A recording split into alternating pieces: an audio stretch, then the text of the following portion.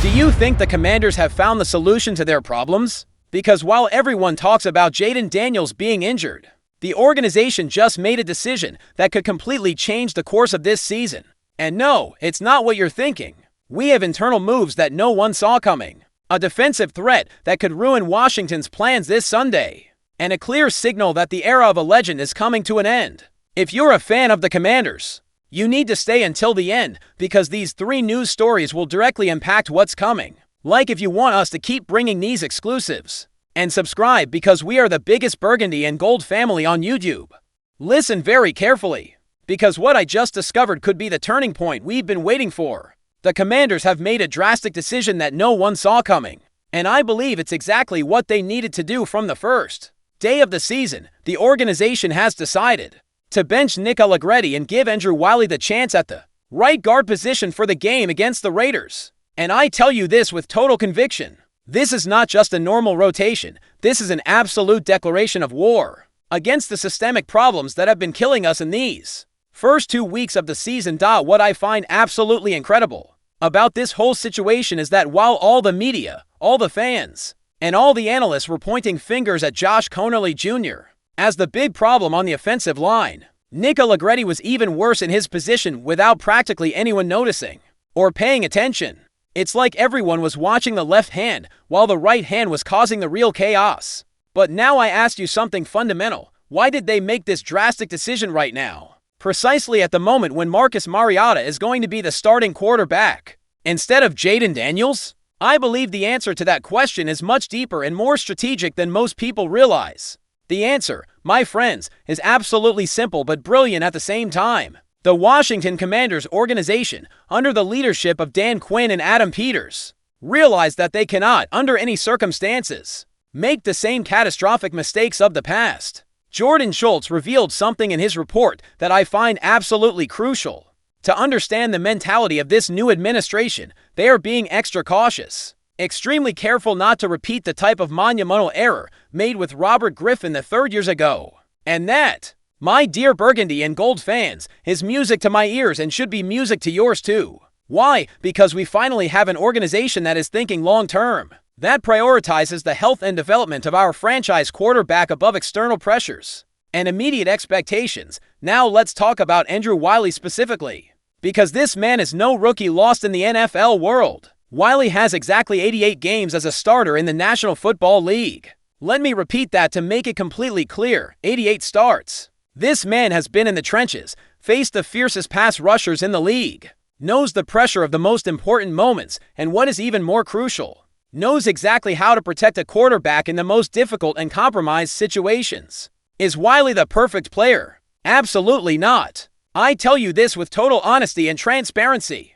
Wiley may have occasional difficulties against fast and explosive rushers when he's completely alone on the edge. But here's the fundamental difference inside the line. In that trench battle where the really important games are won and lost, Wiley is going to provide that rock-solid stability, that reliable presence that we so desperately need right now. And do you know what else absolutely excites me about this decision? That this change will also directly and immediately benefit Josh Conerly Jr., the young rookie, who has been under intense and sometimes unfair scrutiny, will have significantly more internal support, especially in a crucial moment when John Bates is injured and unable to provide that additional blocking help he usually can. Think about this for a second. Conerly has been practically alone out there, facing some of the best pass rushers in the league without adequate help by his side. With Wiley providing that stability in the right guard position, Conerly will be able to focus better on his individual technique, without having to worry so much about covering his interior partner's deficiencies. Now, I ask you this directly, don't you think this could be exactly the missing piece of the puzzle we've needed since the beginning of the season? I genuinely believe so, and here's why. Marcus Mariota, and this is simply an objective fact that no one can dispute, does not have the natural mobility, the instinctive escapability, or the capacity to extend plays that Jaden Daniels has. Those are unique characteristics that make Daniels special, but they are also skills that cannot be easily replicated.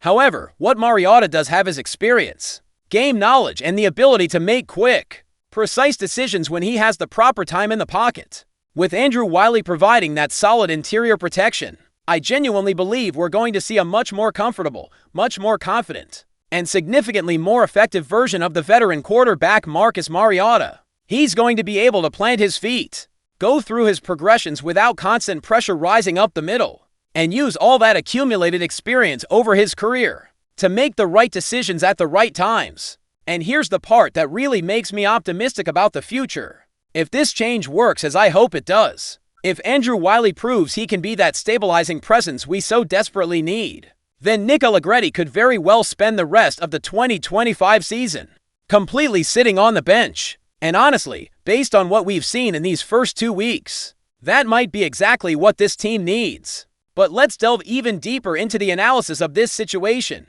Why now? Why didn't they make this change after the first week when some issues were already visible? I think the answer has to do with Jayden Daniels' injury and the organizational decision to be extremely cautious with his development.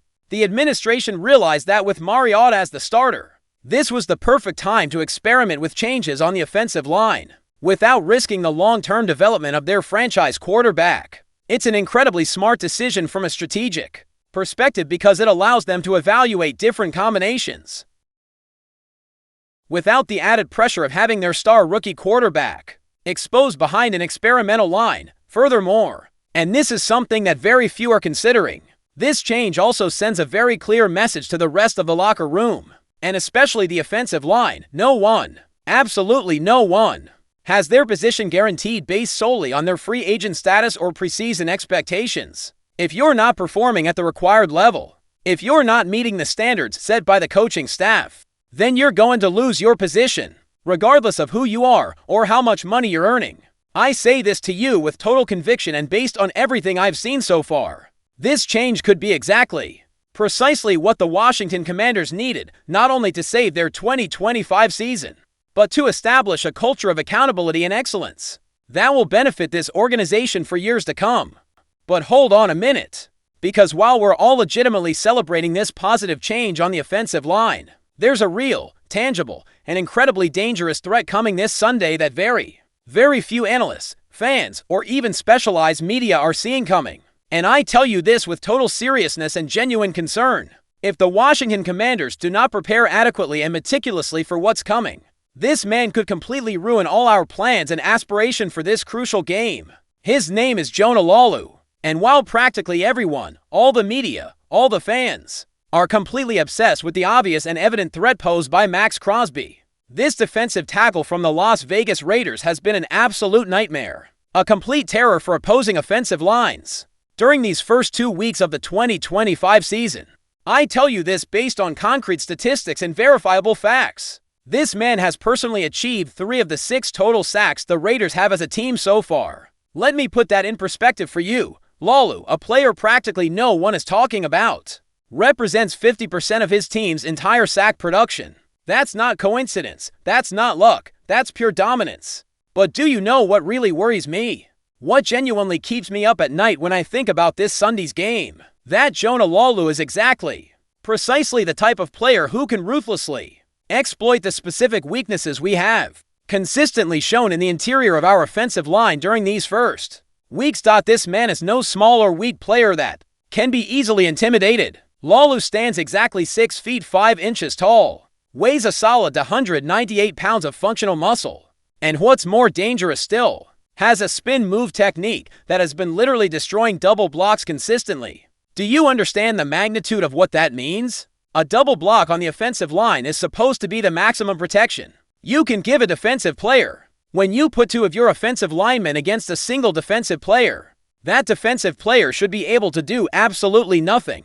But Laulu has been defeating those double blocks with a regularity that frankly alarms me. Now I ask you something that all Commanders fans should be asking themselves. Do you remember exactly what the Green Bay Packers did to us last week? Do you remember how Micah Parsons and the rest of their defensive line systematically destroyed us up the middle, turning every snap into a nightmare for Jayden Daniels? Well, guess what? That is precisely where Jonah Laulu does all his most devastating damage. This man specializes in attacking from the inside, in collapsing the pocket from within, in creating that type of upward pressure that is absolutely impossible for any quarterback to handle, no matter how talented or mobile they are. And I believe, based on everything I've studied about Pete Carroll and his defensive philosophy, that the Raiders have found the perfect formula The ideal combination to maximize their defensive pressure in a way that could be devastating for teams like us who have shown vulnerabilities on the interior. Pete Carroll, who is now the head coach of the Raiders, has a well-established and documented reputation for loving active, aggressive defensive linemen who can generate constant and relentless waves of pressure on the opposing quarterback. And Jonah Laulu fits perfectly, like a glove, within that philosophical and strategic system. I personally witnessed his performance against the Los Angeles Chargers on Monday Night Football. And I tell you this with total honesty and without any exaggeration. The way this man defeated a well-executed double block, stayed alive and active in his rush, and ended up cleanly sacking Justin Herbert, one of the most talented quarterbacks in the entire league, was simply impressive from a pure technical standpoint. But let me explain exactly how that play worked, because it's crucial to understand the threat he poses to us this Sunday. According to Ryan Holmes' detailed analysis from the show put on Raiders, Laulu lined up as a 3 technique in the B gap, which is exactly the space between the right guard and right tackle of the Chargers' offensive line.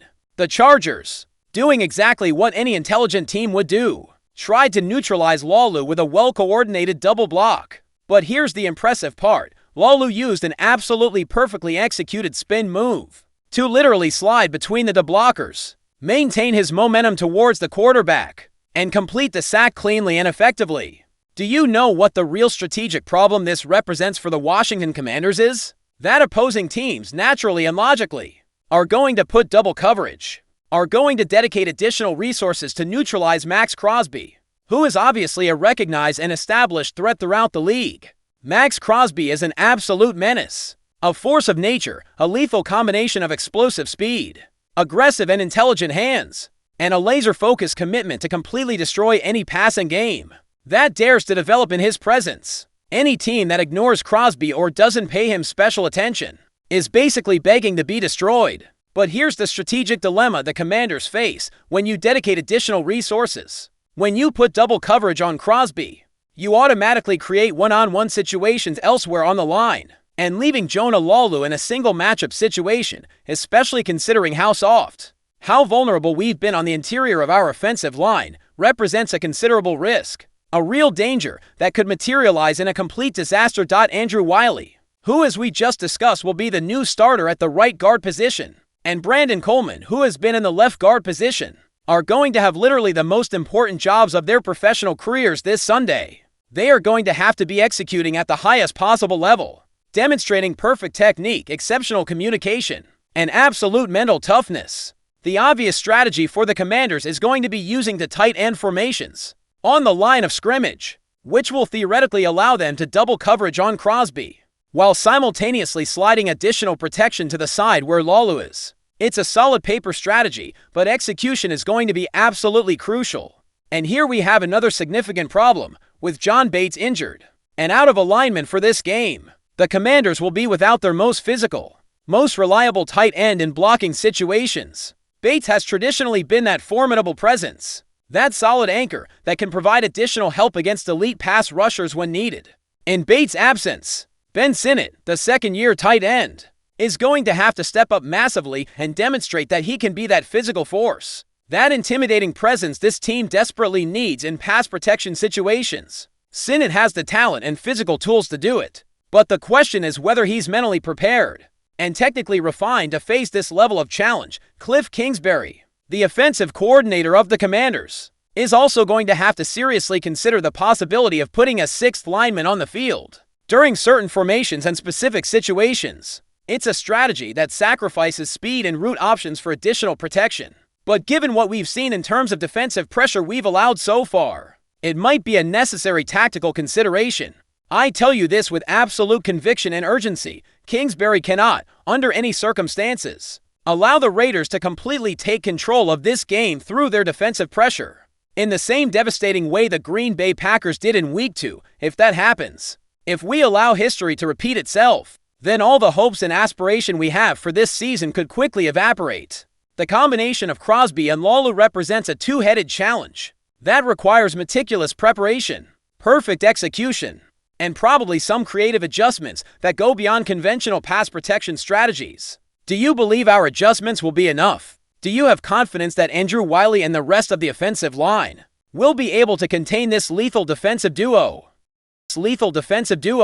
And now, too close with something that genuinely makes us look towards the long-term future of this franchise. I have news that initially might seem less important, but actually could signal the beginning of the end of the era of one of our most beloved, respected, and productive figures over the past few years. I firmly believe that what I just discovered in this mock draft gives us an extremely clear clue, an unequivocal signal about the long-term strategic plans Adam Peters, our general manager, has for the tight end position's future in the Washington Commanders. In a detailed and well-researched mock draft for the 2026 season, published by Fox Sports, analyst Rob Rang specifically selected Kenyon Sadiq from the University of Oregon for the Washington Commanders. And I tell you this based on years of experience following draft analysis and mock drafts. When respected and well-connected analysts consistently start linking certain collegiate prospects with certain NFL teams, there's usually a strategic reason, an organizational logic behind those connections.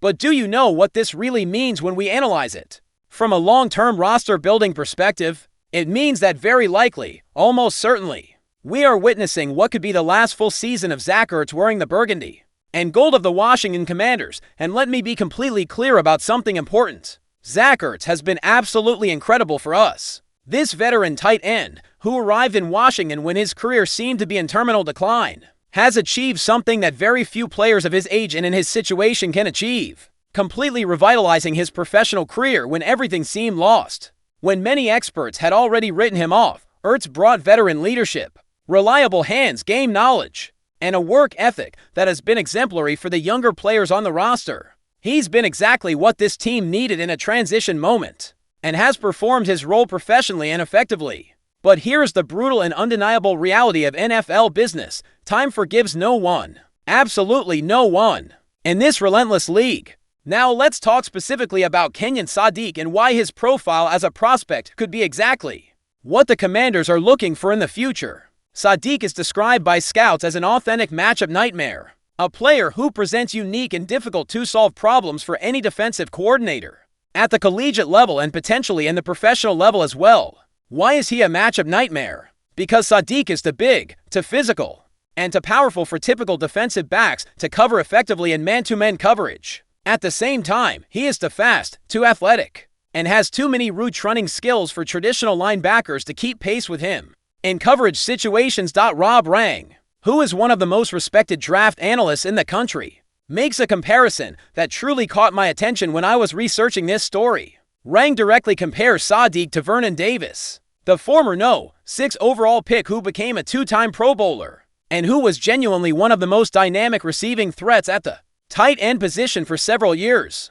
During his prime, that is an extremely significant comparison, because Vernon Davis, in his best years, was exactly the type of weapon that offensive coordinators dream about having in their arsenal. He was a player who could line up as a traditional tight end when you needed blocking, but who could also split out wide as a receiver when you needed to create mismatches in the passing game. Now I ask you this directly, wouldn't it be absolutely amazing to have that kind of athletic weapon, that offensive versatility, available to Jayden Daniels when he returns from his injury and is fully healthy for the future? Imagine the creative possibilities Cliff Kingsbury could explore with a tight end who has that combination of size, speed, and athletic skills. But here is the complicated reality of this whole situation. Much, perhaps all, of what happens in terms of draft strategy for the tight end position will fundamentally depend on how Ben Sinnott develops over the rest of this 2025 season. Sinnott, who is currently in his second year as a professional,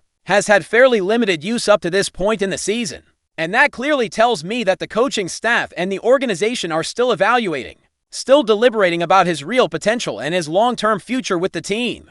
If Sinnott manages to make the developmental leap we all hope for, if he shows that he can be that reliable receiving threat and competent blocker this team needs, then it's very possible that Peters would decide to use draft resources on other positions of greater need. But if Sinnott doesn't show the expected progress, if he doesn't demonstrate that he can be the long-term answer at the position, then I believe Peters won't hesitate for a second to look for another option through the draft. The University of Oregon has a well-established and documented reputation for producing high-quality tight ends over the last 25 years. It is no coincidence that they consistently develop players in that position. who end up succeeding in the professional level. Terrence Ferguson, who was selected at the No. 46 overall pick in the last draft, is just the most recent example of that tradition of excellence. But according to scouts who have extensively evaluated Sadiq, this prospect could have the highest ceiling, the greatest potential for development of all the tight ends Oregon has produced in recent years. He has the fundamental athletic tools to be genuinely special at the professional level, although he obviously needs technical refinement and additional development in various aspects of his game. I tell you this honestly, based on the current roster needs and the strategic priorities of the organization, finding a dynamic and explosive pass rusher who can produce immediately is probably a significantly bigger priority for us when the 2026 draft comes. Defensive pressure is something we have needed for years, and that need has not disappeared, but if the specific situation, if the particular draft circumstances lead us towards Kenyon Sadiq, if his value at the time of our selection represents the best available option, then he would be another absolutely incredible athletic weapon to add to the offensive arsenal we're building around our future quarterback. And here is the reality that we all have to accept. If this happens, if the Commanders effectively select Sadiq or any other tight end in a high draft position, it would definitively and unequivocally mean the end of the Zach Ertz era with this team. It would also likely mean the end of realistic opportunities for Ben Sinnott to ever become the main choice at the position. It's the kind of organizational decision that might seem brutal from an emotional perspective, but that is absolutely necessary from a long-term roster building perspective. What do you honestly think? Should we start mentally and emotionally preparing to eventually say goodbye to Zach Ertz? Do you believe Sinnott still has time and opportunity to demonstrate that he can be the long-term answer that this team needs? Look, these three news stories we just thoroughly analyzed show us exactly where the Washington Commanders stand right now at this crucial moment of the 2025 season. We have immediate decisions that could literally save our season, real and tangible threats we need to face this very Sunday, and clear and unequivocal signals about where this organization is strategically heading for the future long term. The million-dollar question, the question we should all be asking ourselves as committed fans, is this: do you genuinely believe Andrew Wiley is going to be the solution we so desperately need on the offensive line? Do you trust that our coaching staff and players will be able to effectively contain the lethal Crosby-Laulu duo this Sunday? And perhaps more importantly, are you emotionally prepared to eventually say goodbye to Zach Ertz when that inevitable moment arrives? I want to know exactly, precisely, what you think about each of these complicated and multifaceted situations. Leave me your most honest and detailed opinions in the comments, because this is our family. This is our Burgundy and Gold community, and your voices, your perspectives, your analysis matter more than anything else in this football world. If this content added real value to you,